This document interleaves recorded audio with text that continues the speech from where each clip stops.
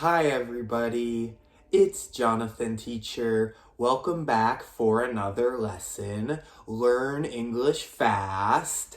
T-sound rules. That was the best test. The water bottle was near the computer. The international interview didn't go how I wanted. Here are the T-sound rules for the words you just heard. T makes a hard T when it is the first letter of the word, or when you see ST or TS together. For example, take, best, test.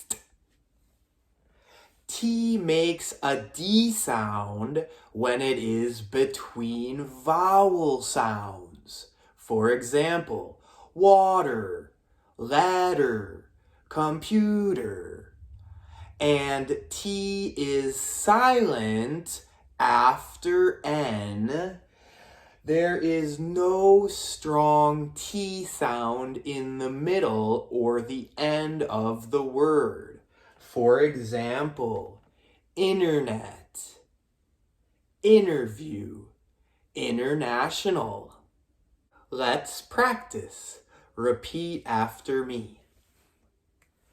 Tim is taking bets on the tennis match.